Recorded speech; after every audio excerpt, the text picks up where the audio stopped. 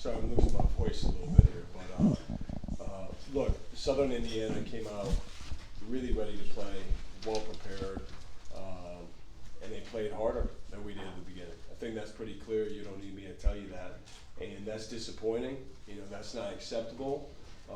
We did make some plays and made a run in the second half. I thought that group that was in, and then the first half, there's a key moment. You know, the group, you know, Jalen Blakes, Caleb, Tyrese, Sean, and Ryan, they got us close. You know, I think it was four at the half. It easily could have been 10 or more.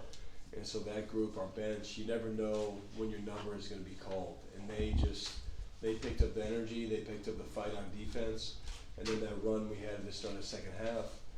We just have to know we have a lot of things we have to do better. You know, that's been my message to the team. We're not close to where we want to be. It's good to win, but it's not just about winning. It's about playing to the best of your ability. And you know, Flip and Jeremy, you know, they did some big time things in the second half, and you know, look, we need those guys to be that way both halves. But you know, great learning lesson for us. You know, playing these 3 games and the challenge has been really good. It's been different being at home for Thanksgiving for this week. We're so used to being other places, but for this year, the way the schedule worked out, this was a really good thing. I do not anticipate us being in this position going forward. But happy to answer any questions about anything.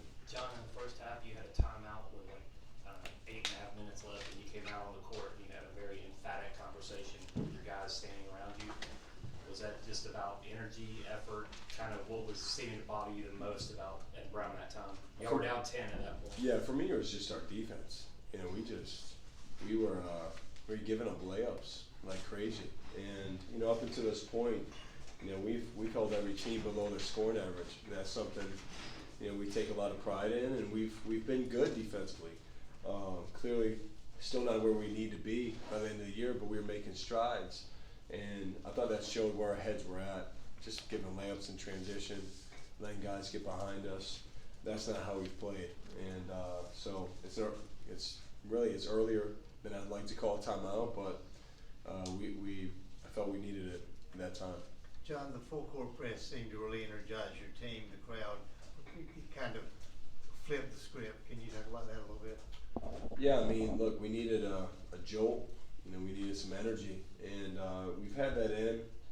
You know, we weren't anticipating on using it. You know, the thing when you do it, I thought we got in the second half we started gambling too much out of it. But in the first half, the ball pressure we put on was really good, and we just needed something different. And the coaches called it out, thought it was a great idea. It's our 2-2-1.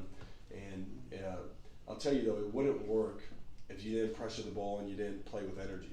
And that group, I think it happened at the same time where Jalen and Caleb were pressuring the ball, and we went to that 3-quarter court.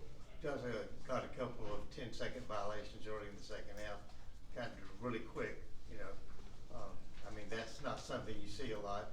Yeah, no, I think it speaks to who we can be when we're right and pressuring the ball and impacting it. And, you know, in fairness to them, you know, we haven't shown it at all, so I'm sure they weren't preparing for it either. But I don't think that's something we'll do all the time, but to have some different defenses in the pocket is something that's important and something we prepared for. Did the guys give you the reaction you wanted in the second half completely after what you saw in the first half, or was there still room to improve? Yeah, look, I'm not going to tell you it was, you know, completely, Steve. It was, they showed it in flashes, but you've seen us play enough where that wasn't fully who we were in the second half. Just understanding, still just time and score, right? You know, it's a 10-point game. We get the rebound, we have to secure it. You know, we have to take care of the ball. The team that we were coming out made him call a timeout, which was great. We talked about doing that. The energy was there. I thought we let off the gas a little bit. And so look, there's a lot to take away from tonight, a lot to learn from, but they responded. So we could be talking here very differently if they didn't respond. They did. They're made of good stuff, man. They're like our guys. They're all here for a reason. We have to continue to pull it out of them. Nights like this, you can assume sometimes because we have 8 players returning or the 4 starters. We're still young, which is okay. That's not an excuse by any means. We're still young because tonight, the way we came out, we didn't just. They can't want it more than we do, and that happened in the beginning of the game tonight. But the phrase that I heard from both Flip and Tyrese in the locker room afterwards was bring your own energy.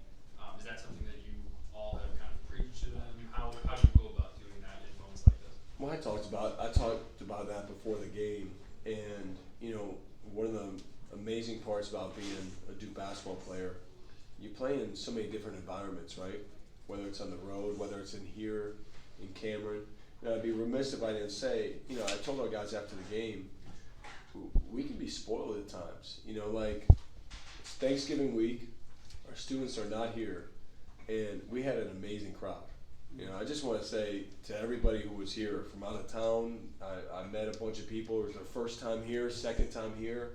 Like that's part of what makes this place special, and they deserved a great performance tonight. They deserved, you know, 40 minutes of us busted our butts and, you know, just laying it all out there. We didn't do it, and so no matter what the environment is, if you're fortunate enough to play in the NCAA tournament, that first game, it's usually kind of dead because you're waiting for the other two crowds to come in there, right? Like you play in packed arenas, empty. No matter what it is, though, you have to bring your own energy. You have to bring it every single night, and that's part of the responsibility of wearing that uniform. And we didn't do that to start tonight. Last question. You guys found a lot of success against Bucknell with the high pick and roll action of Kyle. Didn't seem like you went to that a lot tonight. Was that a strategic? Was that something that you guys came out not to feature, or? Sorry, what are you asking? The high pick and roll with Kyle and Tyrese. It seemed like you guys had a lot of success with that against Bucknell. You didn't really get to it tonight. Was that part of the strategy coming in? Yeah, well, down the stretch we got to it a bunch, and it was good for us. But, you know, really, when you're not coming out the right way, it doesn't matter what you're running. It doesn't matter, you know, like you have to play defense. You have to get stops. And thought we just, because of that, anytime you don't come out the right way on defense, it can affect your offense. But for us, like Tyrese and Flip are always going to be focal points of what we do, and those two together is even better. But for me, it came down to our defense in the beginning and not being at the same level. But I am glad we responded.